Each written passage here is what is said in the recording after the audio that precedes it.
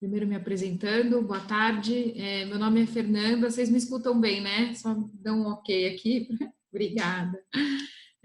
Eu sou Fernanda, eu sou da equipe do ICE, Instituto de Cidadania Empresarial, que é uma organização que trabalha para fortalecimento do ecossistema de investimentos e negócios de impacto.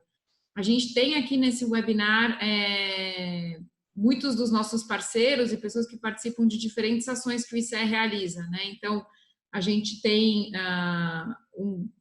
a gente realiza um programa focado na disseminação da agenda de investimentos e negócios de impacto no âmbito das incubadoras e aceleradoras. Então, a gente convida essas organizações para participarem desse ciclo de webinários que a gente está fazendo.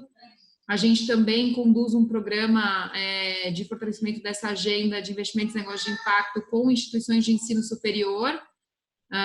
E aí a gente convidou aqui os nossos professores parceiros da rede do programa Academia para estarem conosco. A gente promove também, em parceria com o SenseLab, um curso online sobre como apoiar negócios de impacto social e ambiental, que é bastante focado em gestores de incubadoras e aceleradoras, equipes que apoiam negócios de impacto, mentores e consultores que atuam diretamente com negócios de impacto, e a gente convida também esses participantes para estarem aqui.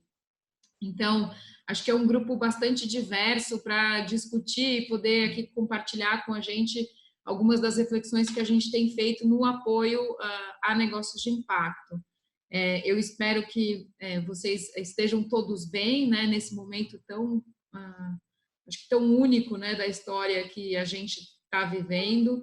E acho que mais do que nunca a gente tem visto a importância da gente pensar em modelos de negócio para resolver problemas sociais e ambientais. Então, problemas que estão sendo, problemas que a nossa sociedade já tinha, né, historicamente, e problemas que têm surgido a partir dos desafios que a gente tem vivido nesse momento. E a gente tem feito, nesse primeiro semestre, uma série de webinários, né? Com algumas temáticas. Então, a gente começou apresentando casos de negócios de impacto. Esses webinários estão todos gravados, então, caso vocês tenham interesse também, eu vou pedir para alguém da equipe disponibilizar os links aqui no chat. Vocês, então, a gente fez um primeiro sobre casos de negócios de impacto, depois a gente fez um focado em boas práticas, incubação e aceleração de impacto, e agora a gente está nesse, que vai ter esse olhar aí para avaliação de impacto. Eu queria agradecer a Dayana da Sumac, que está aqui com a gente, vai compartilhar junto com o Samir, que também é da equipe do ICE. Eles vão compartilhar com a gente a experiência de acompanhamento de um negócio, né, no desenho de uma estratégia de avaliação. A gente tem sempre um desafio, né, quando a gente fala de avaliação de negócios de impacto, a gente tem sempre um desafio de pensar em modelos que sejam viáveis para esses empreendedores, ao mesmo tempo em que a gente tem que pensar em formas de trazer elementos relevantes para o empreendedor tomar as decisões de como tocar o seu negócio e efetivamente gerar impacto, né? Então, o Samir e a Dayana estão aqui com a gente para compartilhar uma experiência prática. Eu acho que pensar num modelo simples de avaliação, mas que traz elementos relevantes. Então, não querendo me alongar muito aqui na minha apresentação, queria agradecer muito a participação de vocês. A gente vai ter, então, uma conversa com o Samir e com a Dayana, e depois a gente vai abrir para perguntas de vocês sobre o tema, tá bom? Muito obrigada, Samir. Passo a bola aí para você continuar. Obrigado, Fê. Boa tarde, pessoal. Deixa eu compartilhar minha tela com vocês. Fiz uma apresentação aqui.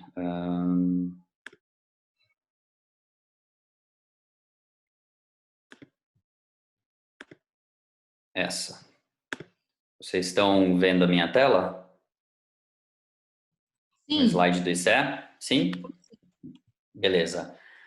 Bom, boa tarde, pessoal. Antes de começar, passando rapidamente pela nossa agenda, eu queria propor uma atividade de check-in muito breve e, como a gente tem bastante gente participando, eu vou propor que essa atividade de check-in aconteça pelo chat. Se vocês puderem colocar ali no chat rapidinho o nome, a organização a qual vocês estão vinculados e de que lugar do Brasil vocês estão participando, acho que é bacana, para a gente conseguir depois passar o olho ali e ter uma ideia da diversidade desse grupo, como a Fernanda comentou. A gente tem públicos aí de três... a gente tem 3 públicos distintos participando, então é bacana para a gente ter um pouco essa visualização. Queria falar um pouquinho de objetivos e expectativas e trazer depois alguns modelos para medir impacto. E depois de passar por essa parte mais conceitual, digamos assim, entrar nas práticas que a gente assumiu dentro do portfólio CEBID e falar um pouquinho do caso da Sumar. Começando me apresentando muito rapidamente, dentro do ICE, eu trabalho como coordenador do portfólio CEBID e esses são os negócios que nós apoiamos. Em 2017 e 2018, nós selecionamos 16 negócios de impacto para receberem financiamento semente e nós temos feito um acompanhamento desses negócios desde então. Uma coisa que eu queria comentar com vocês é que eu não sou um especialista em avaliação de impacto. E a ideia de não trazer um especialista para essa conversa foi proposital, porque a gente quer justamente compartilhar com vocês como mesmo pessoas que não são especialistas podem trabalhar com esse tema e podem ajudar negócios a desenvolver bons indicadores que ajudem a entender se o negócio está caminhando na direção certa, né? É comum quando vocês participam de palestras, painéis, discussões sobre esse tema, você começar com o que é que significa avaliar e monitorar? Qual que é a diferença entre impacto e resultado? Opa, fui eu que fiz esse risco aqui? Apareceu alguma coisa aqui na minha tela, gente. A gente quer justamente não entrar nessa discussão muito teórica.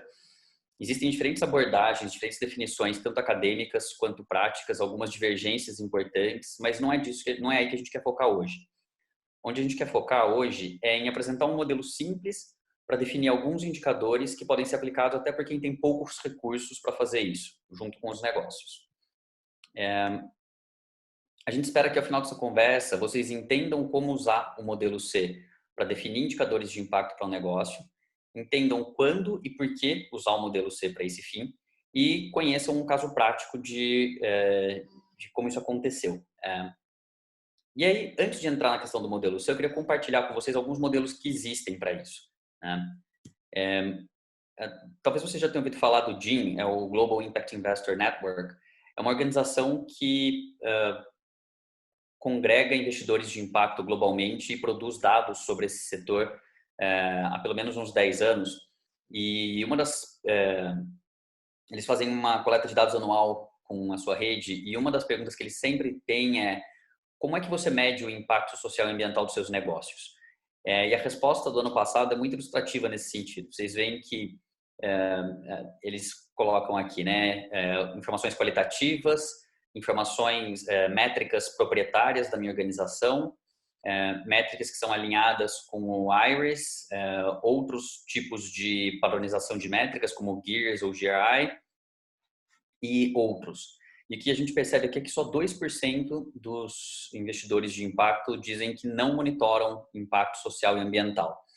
Mas outra informação importante aqui dessa figura é que muitos investidores usam um mix de métodos próprios e padronizados. Acho que essa é a primeira informação interessante. E eu vou trazer as referências que eu vou trazer têm muito a ver com essa lógica de portfólio, porque assim como investidores que têm um portfólio de negócios, dentro das incubadoras ou mesmo dentro da academia, muitas vezes vocês apoiam diversos negócios, né? E eu quis trazer um pouco desse olhar de portfólio, que eu acho que ajuda a ilustrar um pouco como isso pode ser feito com vários negócios diferentes. Existem, como eu estava comentando, diferentes taxonomias, diferentes sistemas padronizados para trabalhar com essas métricas. Talvez você já tenha ouvido falar de algum deles, né? O IRIS é justamente uma dessas taxonomias que ele busca padronizar o reporte de impacto para investidores. O GEARS é um sistema que organiza essa taxonomia dentro de um padrão específico. Talvez alguns de vocês conheçam o sistema B.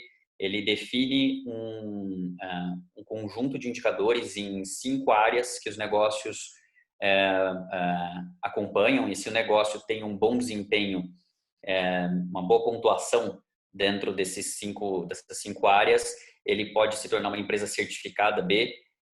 E aí uma iniciativa mais recente é o Impact Management Project, que busca harmonizar diferentes iniciativas e traz um foco não para avaliação ou para o monitoramento do impacto, mas porque eles chamam de gestão do impacto.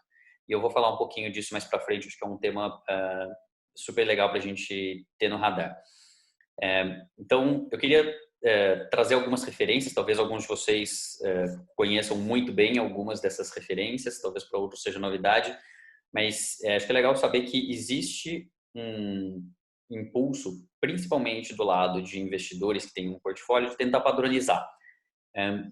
Mas nem sempre esse é o melhor caminho. Os nossos parceiros do D-Lab do MIT, eles desenvolveram esse material que eu gosto muito, que fala sobre diferentes formas, diferentes modelos para você avaliar impacto dentro de um portfólio. E eles chamam de Metrics Café, porque eles comparam com um restaurante ou com um café, e eles definem 4 formatos, vamos dizer assim. Você pode monitorar o impacto do seu portfólio, na primeira opção ali, o prefix seria o prato feito, ou seja, o investidor, aliás, acho que é importante comentar que esse modelinho deles foi desenvolvido para organizações filantrópicas, para grandes fundações que apoiam projetos globalmente, mas ele continua fazendo sentido para investidores de impacto e eu acredito que também para incubadoras e outras organizações que têm um portfólio de negócios de impacto, tá? Então, o primeiro modelo que eles colocam ali é o que seria o nosso prato feito, ou seja, todos os negócios que eu apoio têm que reportar o mesmo conjunto de métricas para mim. Em que contexto isso faz sentido? Isso faz sentido quando você tem um portfólio relativamente homogêneo, seja em termos de setor ou em termos de modelo de negócio, e quando você, investidor ou incubadora, tem um grau razoável de maturidade, tanto na temática quanto quanto no tema de avaliação de impacto. Porque você consegue definir esses indicadores e você consegue apresentar isso para os seus negócios apoiados. A vantagem é que você tem uma grande comparabilidade. O desafio é que não necessariamente esses indicadores são os mais relevantes para o empreendedor naquele momento. Um segundo modelo que eles apresentam é o que eles chamam de à la carte, no qual o investidor define um menu de indicadores e o negócio escolhe qual ele quer, qual faz mais sentido para ele reportar. É bastante parecido, tem os mesmos prós e contras com um pouco mais de flexibilidade.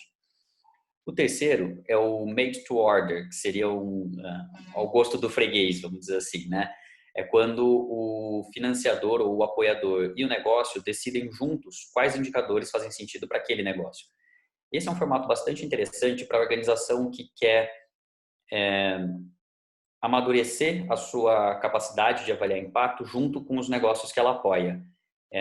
Isso provavelmente vai reduzir a comparabilidade dentro do seu portfólio.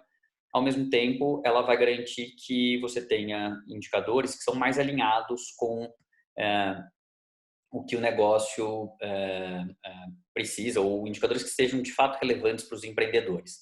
Dentro do portfólio CEBID, essa foi a opção estratégica que nós fizemos.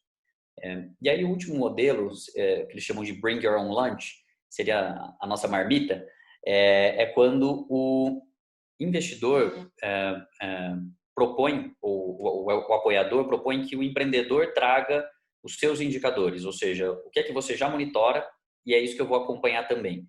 Ele também reduz a comparabilidade dentro do portfólio e ele faz sentido quando o empreendedor tem mais maturidade no tema de avaliação do que a organização que está apoiando ele.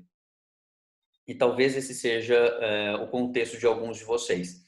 Então, eu queria apresentar esse panorama para vocês entenderem também que tem diferentes jeitos de se fazer isso quando você tem um portfólio de negócios que você apoia, né? E eu acho que isso ajuda um pouco a entender, a partir do grau de maturidade da sua organização, o que é que faz mais sentido. E tudo que eu trouxe de referência tem um linkzinho embaixo, depois eu vou compartilhar com vocês a apresentação, vocês conseguem acessar mais materiais ali, tá? Bom, passei muito rapidamente por uma parte mais conceitual, não quis tomar muito tempo aqui. Alguma dúvida que tenha ficado até aqui? Deixa eu ver se eu abro o chat aqui. Se quiserem colocar as dúvidas aqui no chat, tá?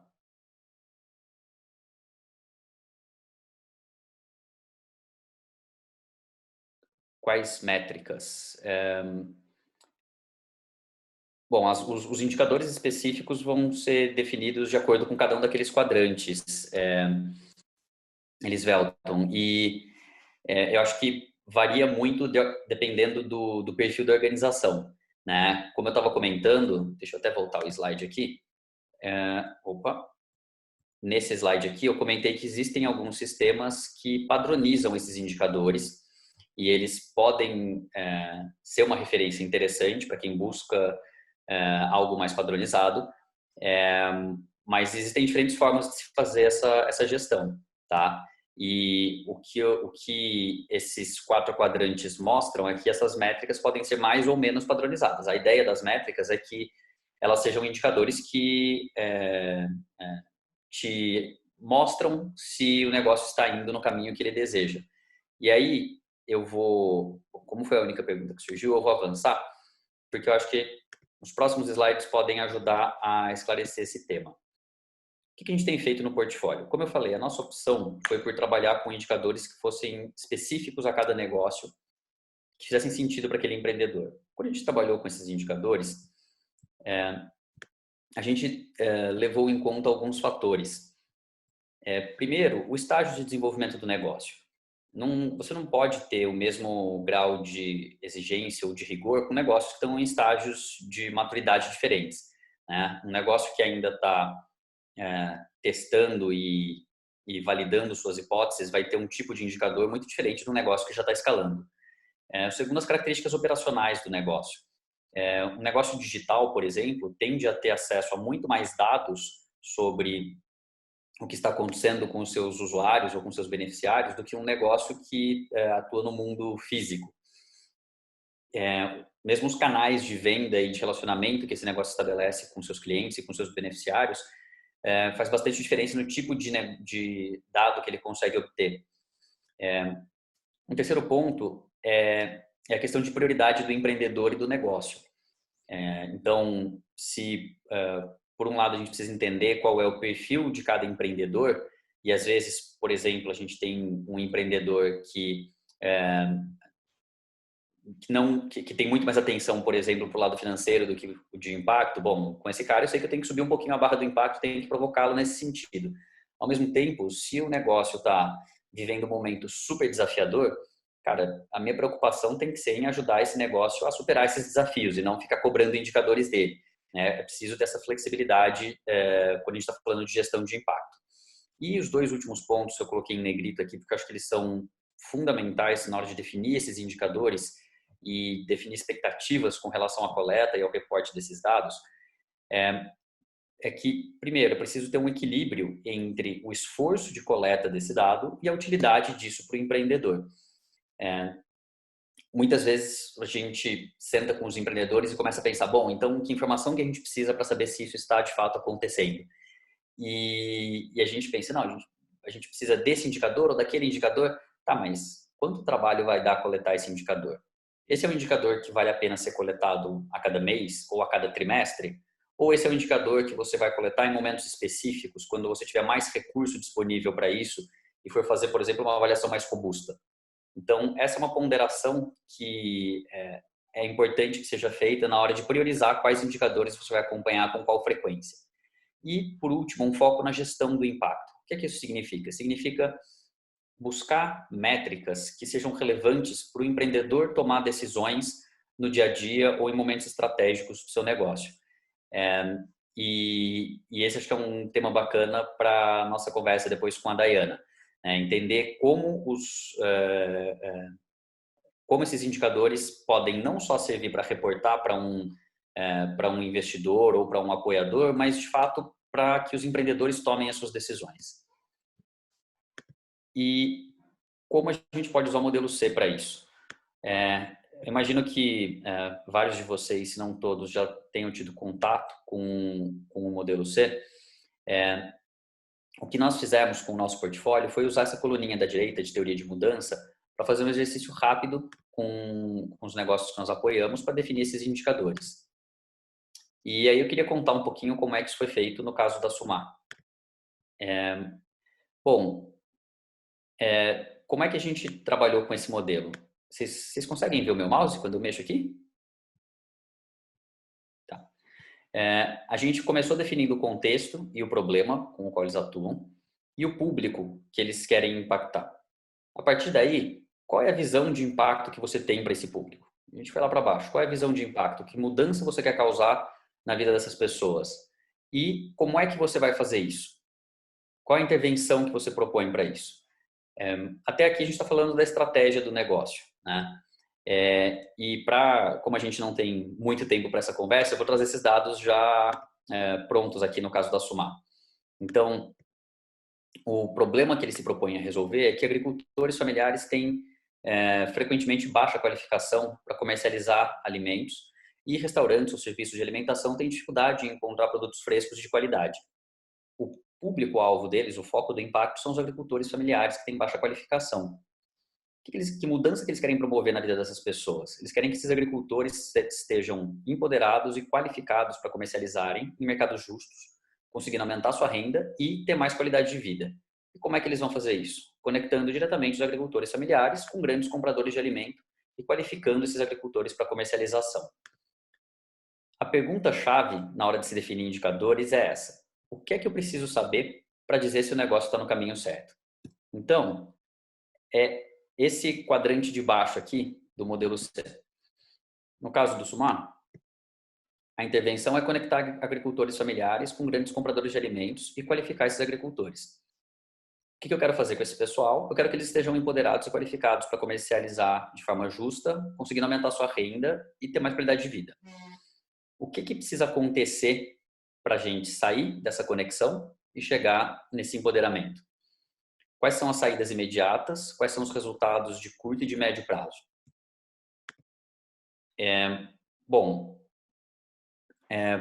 Se eu vou conectar esses agricultores e com os grandes compradores, a saída imediata que eu tenho disso é que eu vou ter agricultores capacitados, eu vou ter contratos de compra e venda firmados com os agricultores e com os compradores de alimentos, e eu vou ter agricultores vendendo.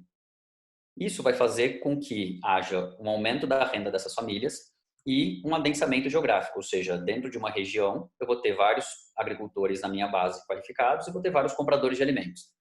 E no médio prazo, isso vai levar a uma fidelização desses agricultores e desses compradores, ou seja, recorrência de vendas, fazendo com que os agricultores estejam empoderados e qualificados para comercializar de forma justa, aumentando sua renda e tendo mais qualidade de vida.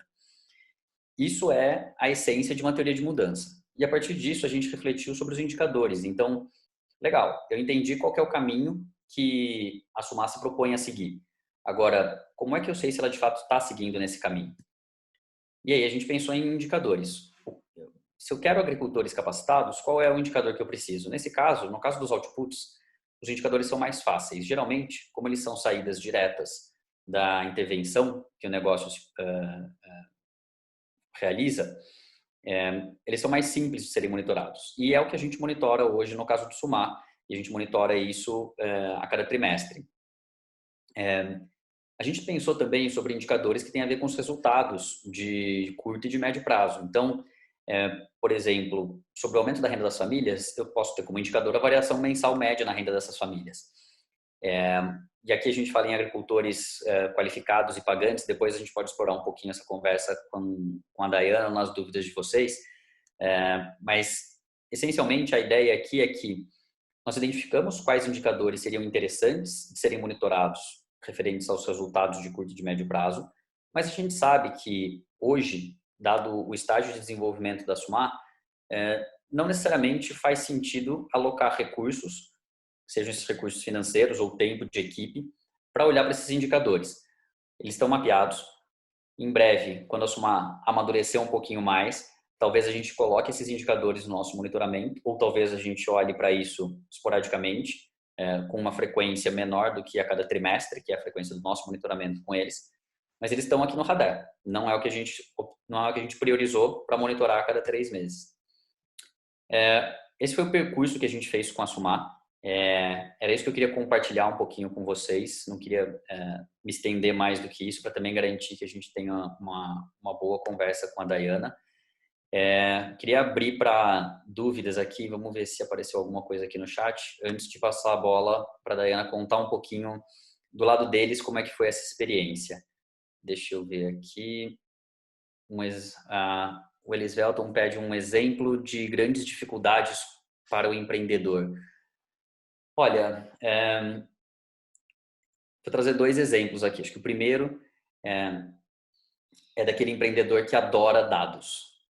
Aquele empreendedor que é fanático por dados. E aí você senta com ele para ter essa conversa, e aí você sai da conversa com 30 indicadores. E o cara vai se empolgando e vai falando, não, mas a gente também pode monitorar isso aqui eu não tenho hoje, mas eu consigo fazer um pequeno ajuste aqui na minha plataforma, e aí fica fácil de eu pegar esse dado também, e eu pego aquele. E aí, de repente, você olha e fala, tá, mas o que eu faço com esse mar de dados? O que é importante de fato? E o que eu quero ter com que frequência? Então, isso aconteceu com a gente em algumas das nossas conversas, e aí o esforço é justamente esse, de priorização. E esse percurso da teoria de mudança te ajuda a priorizar. Por quê? Cara, se tem um indicador de resultado que é fácil de você obter, talvez eu possa abrir mão de algum indicador de output. Porque o indicador de resultado é um indicador um pouco mais qualificado. Ou então, se eu tenho 30 indicadores, quais deles trazem uma informação mais qualificada sobre o avanço dos meus usuários, dos meus beneficiários ao longo desse trajeto, né? Esse foi um desafio. O outro extremo é aquele empreendedor que fala, mas é óbvio que eu estou gerando impacto. E acho que não tem... acho que o óbvio é o principal inimigo da avaliação. Se ele acha que é óbvio que ele está gerando impacto, ele não precisa medir. Não faz nem sentido medir. Então, às vezes, a gente tem que desconstruir com ele essa ideia do é óbvio. Por que é óbvio? Né? E aí, isso geralmente leva a uma conversa bem interessante sobre quais são os passos, como é que você... quais são as camadas intermediárias entre a sua intervenção e o impacto que você quer gerar lá no final.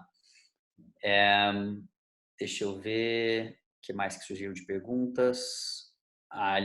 Ele fez algumas perguntas sobre a Sumar, que eu vou deixar para a Dayana contar. Vi que a Vivian mandou aqui o link da Sumar também. Valeu, Vivian. Então, quem quiser olhar lá no site fica mais fácil. E, bom, vou passar aqui a bola para a Dayana contar um pouquinho do que é a Sumar. Eu falei de forma mega resumida. Então, Dayana, se puder contar um pouquinho para a gente do negócio e de como como é que foi para vocês esse processo de definição de indicadores, como é que vocês têm usado isso. E obrigado por separar um tempinho aí para conversar com a gente, principalmente no meio desse contexto maluco que estamos vivendo. Claro, obrigada, Samir, obrigada, Fê. Tudo bom, pessoal? Acho super legal, é um tema assim apaixonante para mim, eu adoro. Gostaria de poder me dedicar mais a isso. É uma coisa que eu compartilho aí com o Samir, essa vontade de explorar mais, estudar mais isso dentro da Sumar. Mas, como ele falou aí, no meio de uma pandemia fica um pouco difícil, né, a gente lidar mais com isso, mas é uma coisa que a gente vem trabalhando.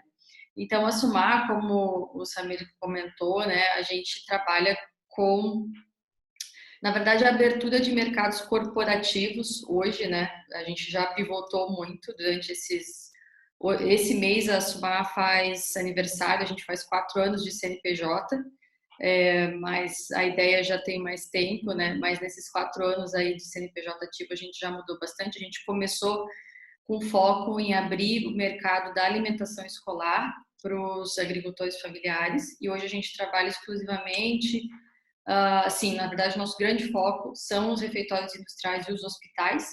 Então, a nossa forma de faturamento, a gente tem uma taxa de 15% de todos os produtos que a gente revende, que vem da agricultura familiar, 15% fica com Sumar. E aí a gente faz toda a parte de qualificação desse produtor, né, visitas, tudo mais, e é uma grande dificuldade quando você vai montar vamos dizer assim, essa matriz para monitorar, né, esse impacto, No meu caso, eu tenho um sócio, vamos botar assim, bastante ambicioso, né? O Samir conhece, então ele é esse perfil de pessoa, de empreendedor que gostaria de monitorar muitas coisas. Mas a gente precisa focar, e eu até coloquei alguns pontos assim que eu queria destacar nessa temática, que eu acho que é assim, poucos e bons, né? Quando a gente está começando, acho que essa foi uma das nossas dificuldades. Nós estamos na nossa versão 4 do modelo C. Os básicos são esses que o Samir falou, mas dentro da nossa empresa a gente monitora outros. E a gente está em plena, vamos dizer assim, em pleno questionamento sobre realmente quais são os indicadores que nós vamos seguir depois desse contexto todo que estamos vivendo. Um dos grandes questionamentos que a gente tem desde sempre, para vocês terem um pouco de noção, assim, é que quando a gente vai definir os indicadores, a gente sempre se pega muito, quem trabalha com impacto, naqueles indicadores que são muito subjetivos. Então, assim, por exemplo, como medir o incremento da qualidade de vida no campo? Sabe? Isso é uma grande dificuldade. E, provavelmente os empreendedores que vocês vão conversar, muitos deles têm indicadores assim. E daí eles ficam, mas como é que eu meço isso? Então daí você tem que pegar um indicador desse totalmente subjetivo e começar a quebrar ele em 1000 coisas. Então, por exemplo, a gente chegou aqui, um dos indicadores para nós que traduz qualidade de vida no campo é o jovem permanecer no campo. Ou ele voltar para o campo. Então, esse, por exemplo, é um indicador de longo prazo. Então, aí você acaba pegando indicadores de curto, médio e longo prazo. Então, acaba que você tem todo um exercício de identificar indicadores que são objetivos, que você consegue medir, e colocá-los dentro de uma linha do tempo. Eu acho que essa é a grande dica, vamos dizer assim, que para nós facilitou muito, que foi achar essa possibilidade, o que eu consigo medir e o que eu consigo medir em que linha do tempo. Isso foi uma grande, porque a gente estava naquela, tá, meu Deus, mas como é que eu meço qualidade de vida, como é que eu meço e quando e como? Então, acho que essa foi uma das grandes, uma coisa muito interessante que o modelo C nos trouxe, né, que é, tá, agora, o que tu consegue medir agora? Não, hoje eu consigo medir renda, que é o que eu vejo hoje. Agora, se aquele filho que foi estudar daqui 2 anos vai voltar para casa, eu não consigo medir agora. É um objetivo que eu vou medir daqui a 2, é um indicador futuro. Daqui 5 anos eu vou conseguir medir para ver quantos filhos voltaram, quantos permaneceram no campo. Então, são coisas assim que eu acho que são interessantes de ter essa abertura para ter esses indicadores, né? E uma coisa que eu aprendi com o ICE e que eu acho que é muito legal também para vocês não reproduzirem essa fala é que é caro medir impacto. Isso foi uma coisa que eu escutei desde quando eu iniciei nessa jornada de negócio de impacto. Todo mundo me dizia, é caro. Fazer monitoramento de indicador é caro, você vai ter que gastar uma fortuna, porque tem que ter plataforma para fazer isso, tem que não sei o que, Depois que eu tive a oportunidade de participar da chamada do ICEBI, de iniciar as conversas com o Beto, com a Fê, com o Samir e ter acesso à network deles, não, você vai medir o que está ao teu alcance, como você consegue, com as ferramentas que você tem. Então, se é algo caro, então já cai tudo por terra essa questão do impacto e tudo mais. Você tem que fazer algo que está ao teu alcance.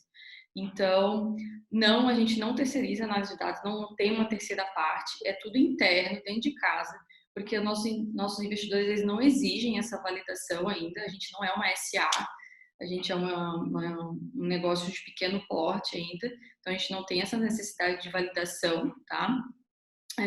Provavelmente, se a gente crescer, em algum momento a gente vai precisar dessa validação. A gente não tem selo B também ainda, tá? Inclusive, já fizemos uma primeira conversa com o Sistema B, mas para nós, por enquanto, nós não achamos que ainda é o nosso momento. A gente precisa estar mais estruturado para passar por essa certificação. Deixa eu dar mais uma olhadinha nas perguntas aqui, peraí.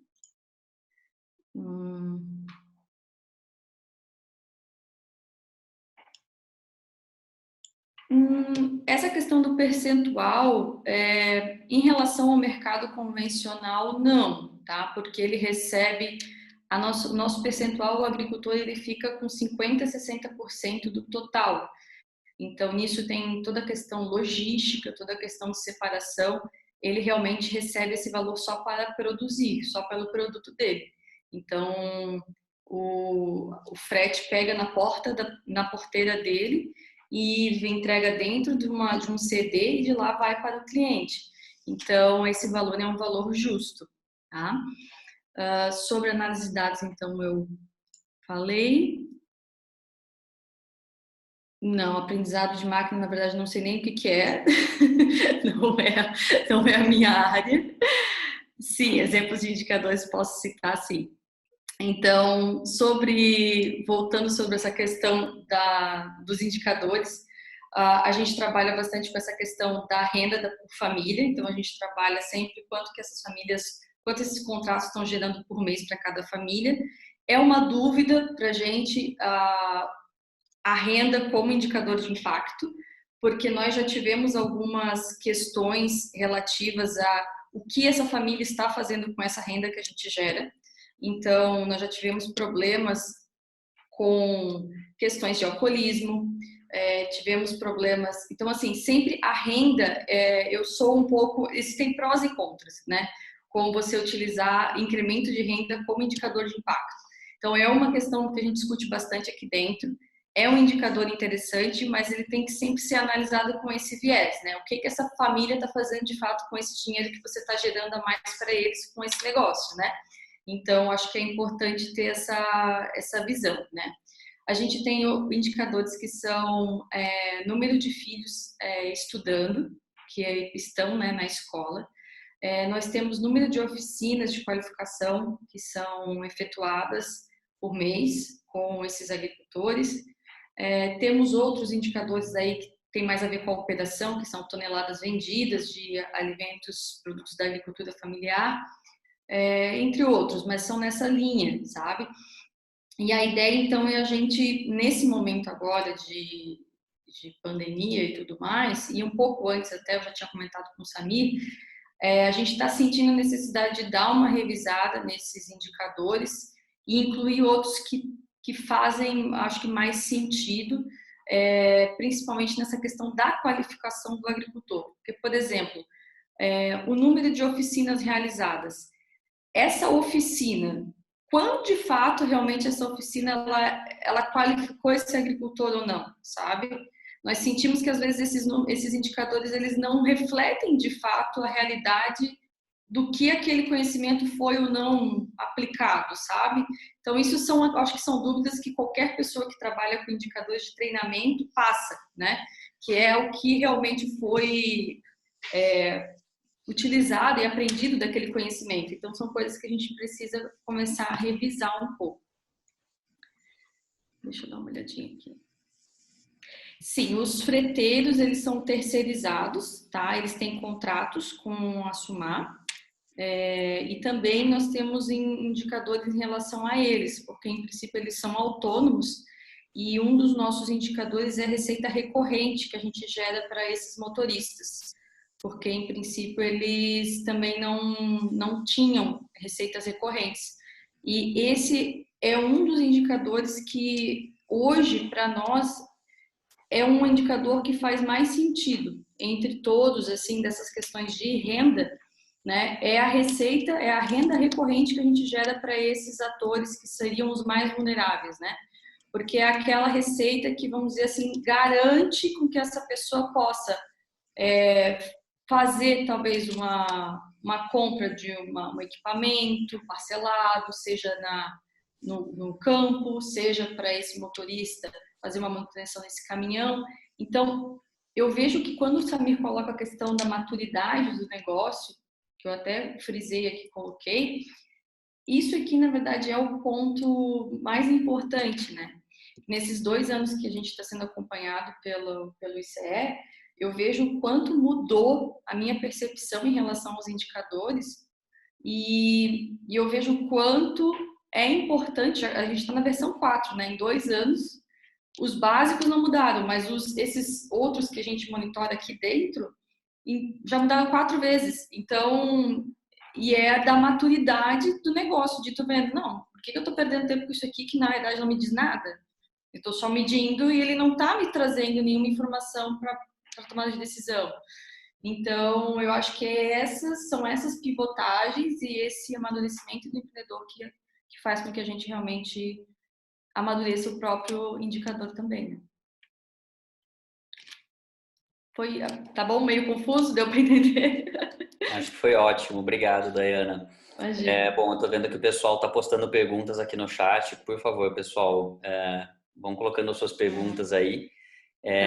A Maria Odete perguntou sobre a permanência dos agricultores. Se puder comentar um pouquinho esse ponto. Se vocês têm contato com outros negócios de impacto que têm trabalhado com a questão de distribuição de alimentos durante a pandemia. Bom, sobre a permanência, né, dos agricultores, a gente tem visto principalmente esses últimos 2 anos, a gente tem visto um retorno, né, dos produtores, a gente chama de jovens rurais, né, os neo-rurais. Existe um retorno para o campo, né, a situação na cidade, as oportunidades estão ficando cada vez mais escassas, né, já não é de hoje, mas a gente sente que agora está tendo um reflexo maior no campo, então muitos jovens retornando, trazendo essa vontade maior, né, de acessar tecnologia, então de utilizar aplicativo, então tanto que nesses últimos 2 anos assim bombou muito essa questão das aceleradoras de agronegócio, a GTEx, então vocês, né, com certeza sentiram isso, né, muito forte.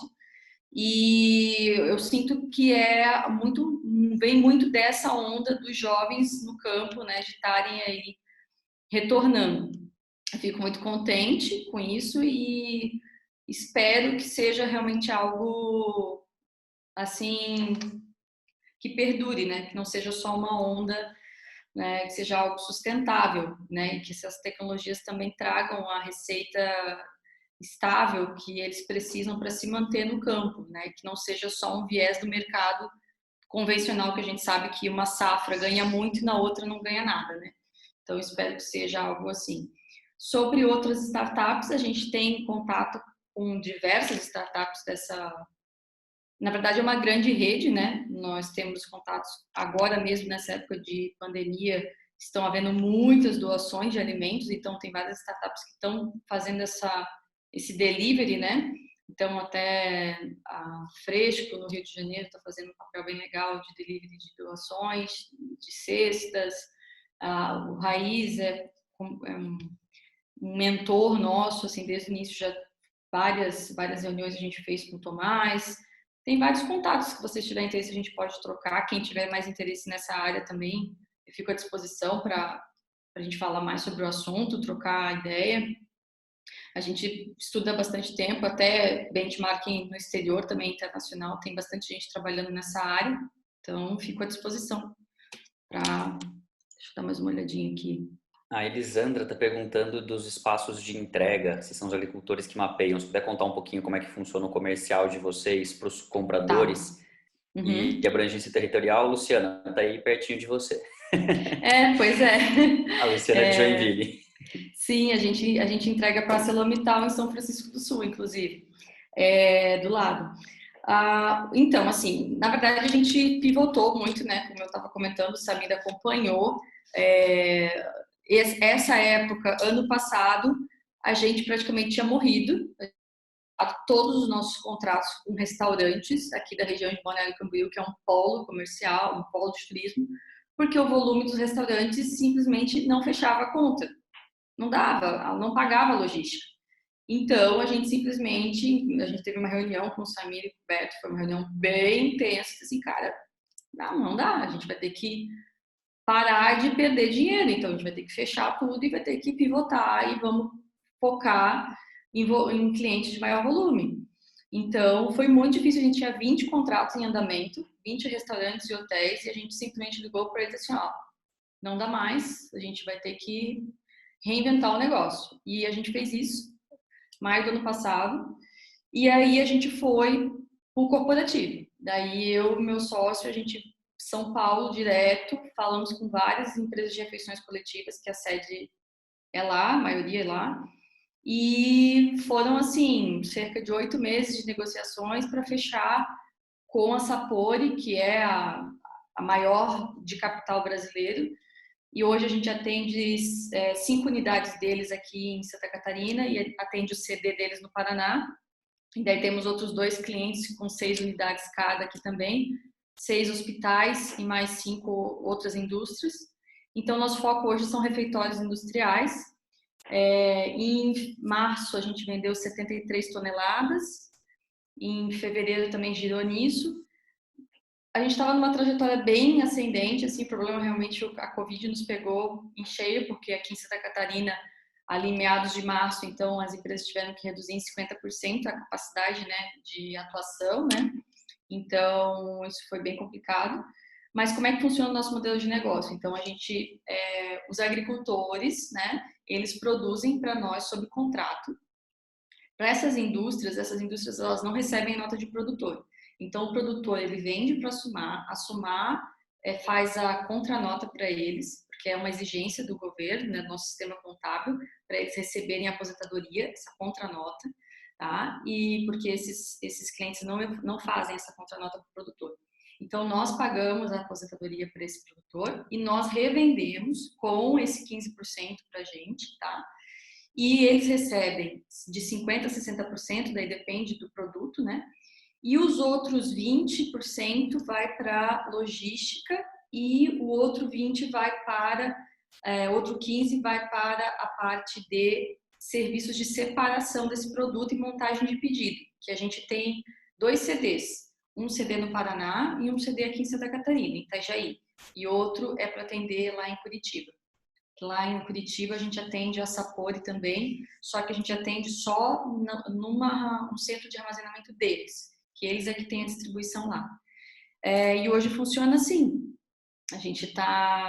O negócio ainda demanda investimento, a gente está numa fase bem de um gap para conseguir chegar no break-even, mas o negócio já se mostrou muito mais viável do que antes, né? Então existe até uma pressão dos clientes para aumentar, mas a gente não tem condições de aumentar agora sem estabilizar o processo antes. A gente precisa qualificar mais agricultor, é um processo muito longo, demorado. O agricultor, a gente ainda depende muito dos técnicos agrícolas, porque o agricultor tem dificuldade de acessar a internet, é demorado.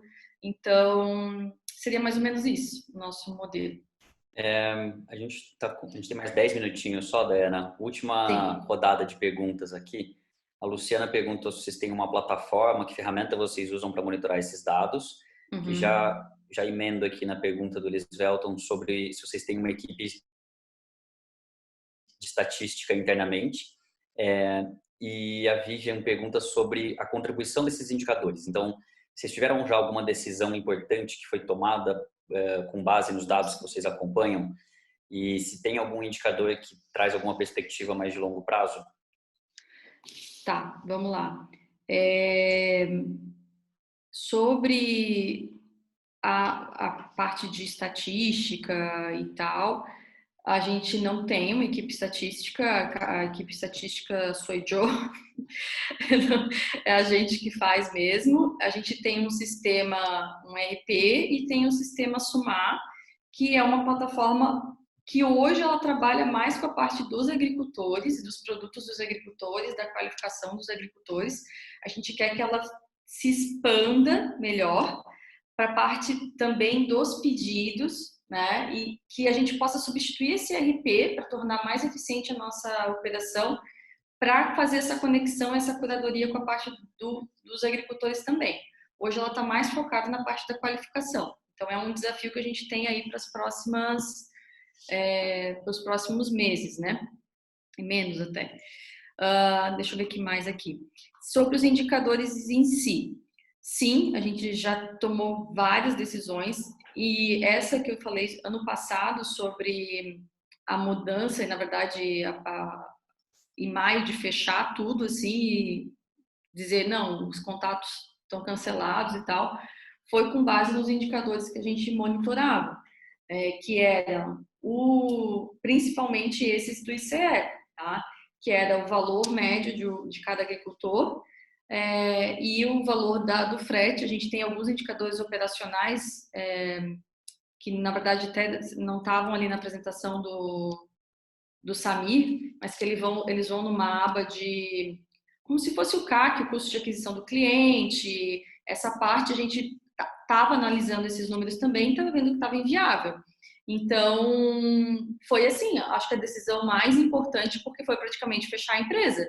A gente não fechou, a gente ficou só com a equipe, vamos dizer assim, estratégica, que focou no comercial para mudar o mercado que a gente ia atender, e essa parte focou no comercial e a gente foi trabalhando os agricultores e assim, olha, por enquanto não vai ter venda, mas é porque a gente está mirando uma coisa melhor. Mas foi assim extremamente crítico. E eu acho que foram os indicadores que nos disseram que se a gente continuasse ali, era fato que a gente ia morrer, né? Não tinha outra opção. Se a gente não visse aquilo naquela hora, sabe, a gente não ia estar aqui. Eu não ia estar aqui para contar a história. Simples assim. Né? Acho que seria mais ou menos isso, né? Eu não lembro se tinha mais algum. Eu acho a Sapori é cliente, tá? A Sapori é cliente. Eu vi aqui, é cliente. E acho que é isso. Beleza. Queria só fazer um comentário rápido também sobre essa questão dos indicadores do nosso lado, né? Como organização que acompanha um portfólio. Acho que o uso, como eu falei, depende muito do formato de gestão desses indicadores que cada organização adota. No nosso caso, a opção foi por ter indicadores que eram muito específicos de cada negócio. Então, a gente tenta coletar alguns indicadores que são comuns a todos eles, mas nem sempre esses indicadores trazem informações super qualificadas. Vou dar um exemplo. No caso do SUMA, o principal indicador talvez seja o número de agricultores que têm feito vendas recorrentes na base deles. Esse é um indicador bastante qualificado. Se eu pego, por exemplo, um outro negócio do nosso portfólio que trabalha com melhoria de gestão fiscal em pequenas e médias prefeituras, e eu pergunto, a pergunta que eu posso fazer para ele quantas pessoas vivem nas prefeituras que ele trabalha. E esse cara vai rapidamente chegar em alguns milhões de pessoas. Então, será que dá para eu comparar uma pessoa que mora num município cuja prefeitura usa os dados da Gov, só para pegar o exemplo aqui, com um agricultor que está vendendo pelo SUMA? Esses são alguns dos desafios que a gente se depara. Se a gente tivesse um portfólio mais uniforme, por exemplo, de GovTechs, de negócios que vendem para governo, para trabalhar com questões de governo, seria muito mais fácil eu comparar uma coisa com a outra. Ou se eu estivesse trabalhando com desenvolvimento rural exclusivamente, seria muito mais fácil. E é o caso de algumas das incubadoras que estão aqui. Eu vi que, por exemplo, o Celso da Arca está aí, eles são uma que trabalha especificamente com esse foco, né, Celso? Então, às vezes faz mais sentido você ter indicadores comuns para todo mundo, porque isso facilita a sua gestão de um portfólio.